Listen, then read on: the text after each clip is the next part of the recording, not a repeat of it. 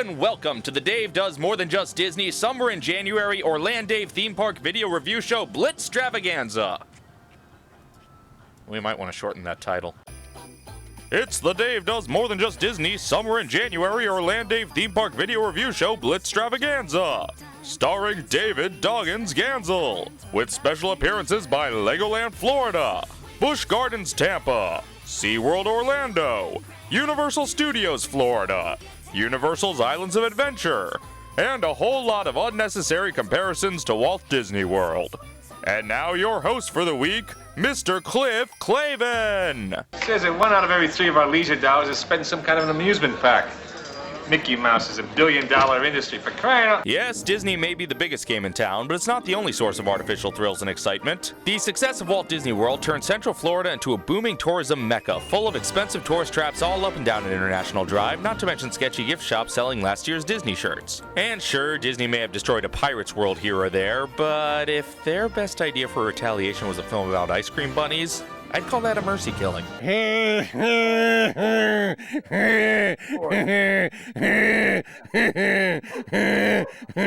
But even if some unfortunate locals couldn't compete with the new princesses in town, there are still millions of tourists who never would have even considered spending a month's vacation in an ugly, humid swamp before 1971. Florida? Oh, for crying out loud, who'd ever want to live in that stinkhole? But once Roy built a castle on top of utilidors on top of that swamp, Deck the halls with suntan lotion, Disney World, here I come! And as long as people are in town to see the mouse, they might as well check out some other parks. And I'm gonna look at a few of those other parks now. We'll start right here at Legoland, Florida. Orlando's youngest, funnest theme park. Even though it's actually an hour from Orlando, it's actually Central Florida's oldest theme park, and how could it possibly be more fun than Dino-Rama?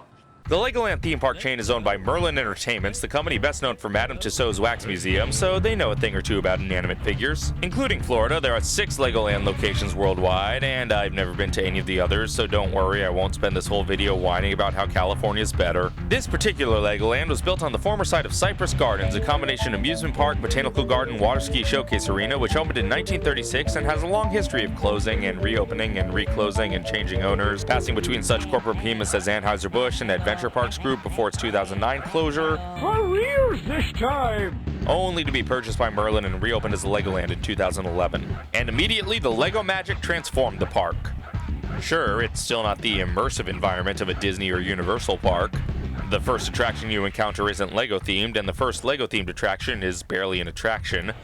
There's absolutely no attempt to hide the backstage areas or the world outside. But you can meet all your favorite characters, like generic Lego guy and generic, I think, Bionicle guy? Okay, so you don't get to meet many familiar characters, but thanks to the brilliance of Lego's licensing, there are decorations and merchandise of characters tied to practically every other park in the state, including Star Wars, Harry Potter, Toy Story, Steven Spielberg, and even characters you'd have to go all the way to Atlanta to see at Six Flags, like Brixton Bale and Joseph Gordon-Legovitt. By the way, I loved you in Third Brick from the Sun. Harry Potter Legos, Star Wars Legos. Some of the decorations even talk. Well, they don't move in any way, but there are speakers in their general vicinity playing pre-recorded cheesy jokes.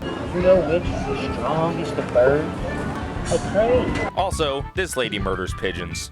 That's adorable. And Legoland did preserve the Botanical Garden, which is a truly gorgeous area, if you don't mind spending theme park money on a garden's worth of entertainment.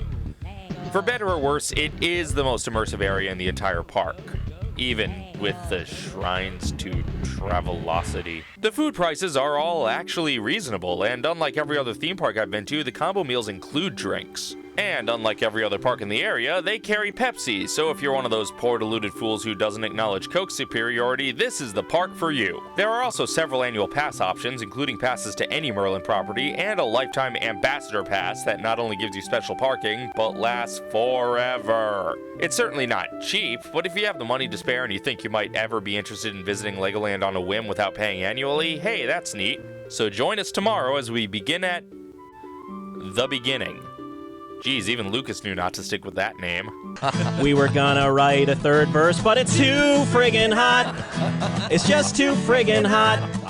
We tried really hard, but you can't be funny when you're sweating like Nixon, your underwear's melting, and you could cook French fries inside your armpits if Bob won't go golfing. It's just too friggin' hot. Oh, boy. It sure is.